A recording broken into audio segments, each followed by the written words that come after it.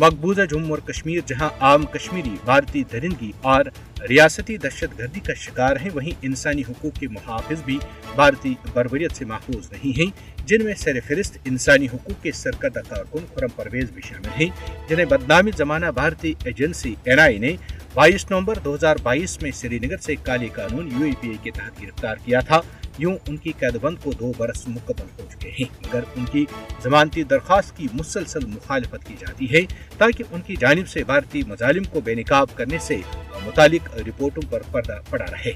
हालांकि इंसानी हुकूक की मुतादिद तंजीमें खुर्रम परवेज की फौरी और गैर मशरूत रिहाई का मुतालबा कर चुकी हैं। खुर्रम परवेज की गिरफ्तारी उनके काम के लिए जानबूझकर इंतकामी कार्रवाई है, जिसमें मकबूजा जम्मू और कश्मीर में इंसानी हुकूक की शदीद खिलाफ वर्जियों से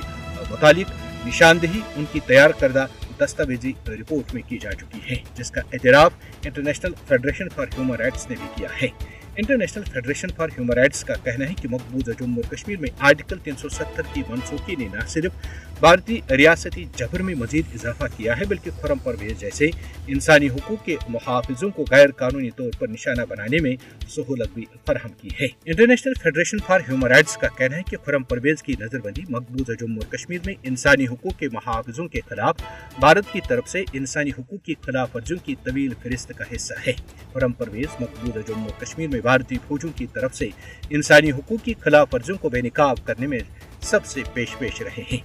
जम्मू और कश्मीर कोalition ऑफ सिविल सोसाइटीज नामी जिस तंजीम के लिए खुर्रम परवेज काम करते हैं और उसके कोऑर्डिनेटर भी हैं, ने भारतीय फौजों के हाथों इंसानी हुकूक की खिलाफ वर्जियों के बारे में कई तहलका खेज रिपोर्ट्स शाया की हैं।